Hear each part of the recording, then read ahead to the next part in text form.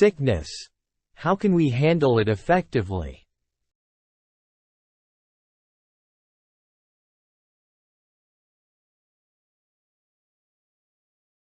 What can you as a sick person do in a time of significant illness?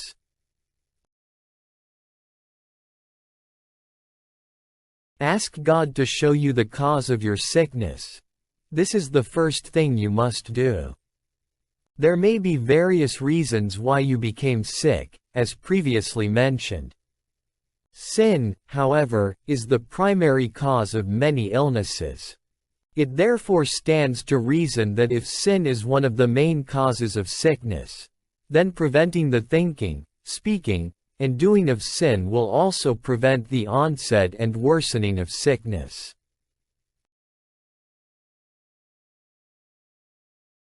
Remove or change the factors that caused or worsened your illness.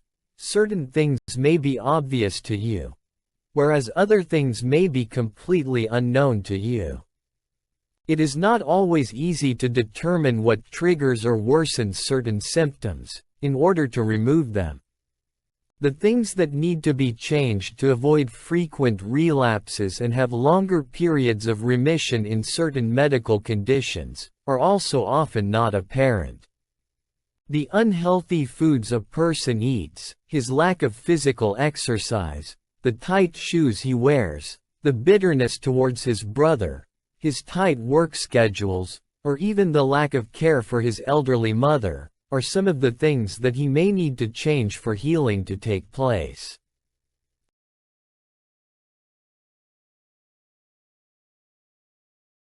Whatever the nature of your sickness, if it is the direct result of specific acts of sin, you must stop these immediately. Asking for forgiveness and expressing your heavy burdens of hatred, bitterness, guilt, anger, and other emotional pain to others is often also required for physical healing to take place.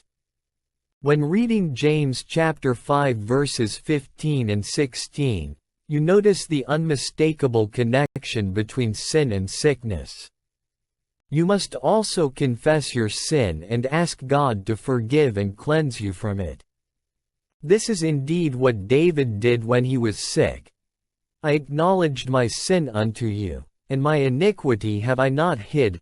Psalm chapter 32 verse 5.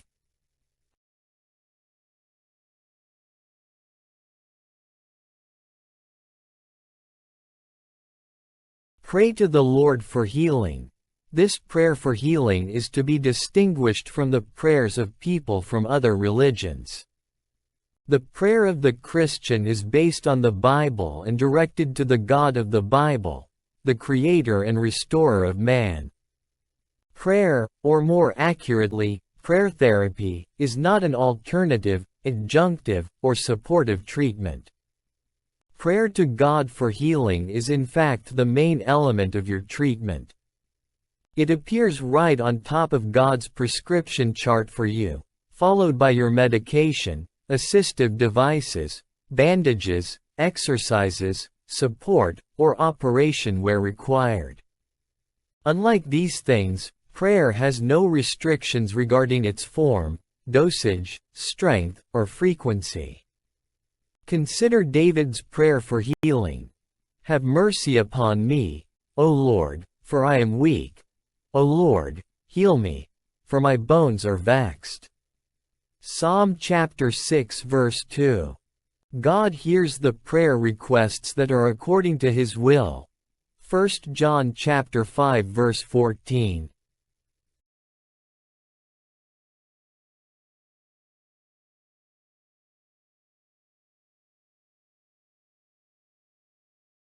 Where possible, be specific in your prayers for healing. Do not pray for the healing of your digestion impairment in general, if you know or have been told exactly what the problem is. Tell the Lord exactly what you need or want to be healed of. Lord, please heal my body of its inability to absorb nutrients from the food that I eat. When asking God to heal you, there are also other questions you should be asking yourself, such as, why must God heal me? Will there be a difference in my life if he raises me from this bed of illness? If you were in a hospital ward with 4 fellow Christians, and a healing opportunity was available for only one of you, why should God heal you instead of any of the other 4? Many Christians would respond with a common answer from the Bible when asking this question.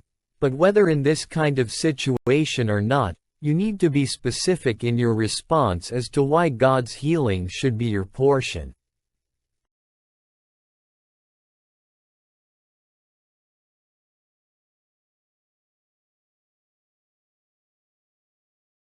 Many desire healing from sickness, but not healing from the sickness of sin. They want God's restoration of health, but not God's salvation for sin. Some want God's healing, but they do not want God. Others only want God if He heals their illnesses. Do you also want to be like Naaman, who only decided to serve the Lord when he was healed of his leprosy? 2 Kings 5 verse 17. Would you really use your skills or talents for His glory and honor, as well as in His service, once you have recovered?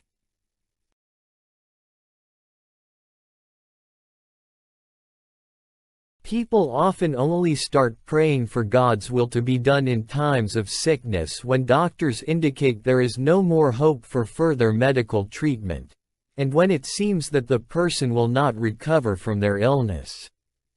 It would therefore seem as if God's will is always negative, which is not really the case.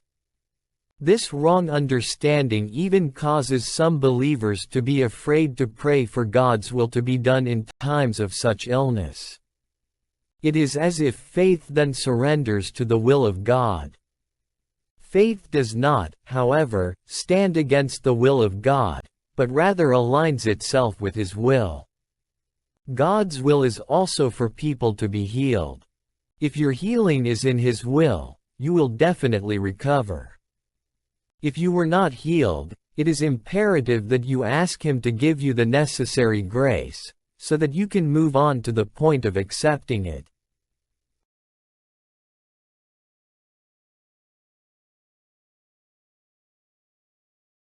If Jesus prayed for God's will to be done when faced with the agony of the crucifixion, how much more does mortal man need to pray for God's will to be done? Matthew chapter 26 verses 39 and 42. You should not just pray for God's will to be done when dealing with cancer or other terminal illness, but even when suffering from seasonal flu, backache, or stomach infection. You can simply ask, "Heal me of my stomach cramps, Lord, according to Thy will." Just as with other things a person prays for, it is not the mere act of prayer that is the key. It is specifically about praying to the Almighty God, who can do great and mighty things.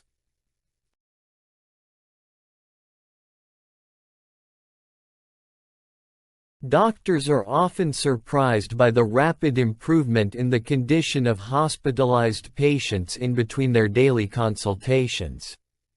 They even describe some patients' recovery as a miracle. They are, however, slow to attribute this to possible non-medical factors or intervention.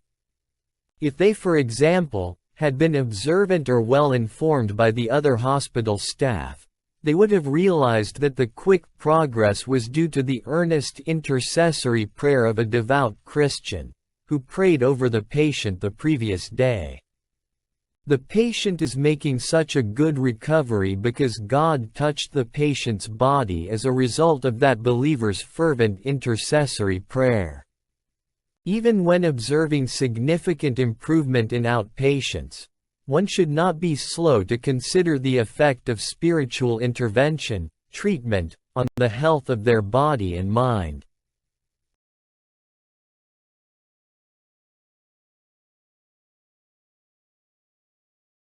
Since man also has a spiritual component, which is intricately linked to the biological, psychological, and sociological components of his being, It should be obvious that prayer also forms part of man's treatment of disease. This is because his spiritual system will also affect the functioning of these other systems.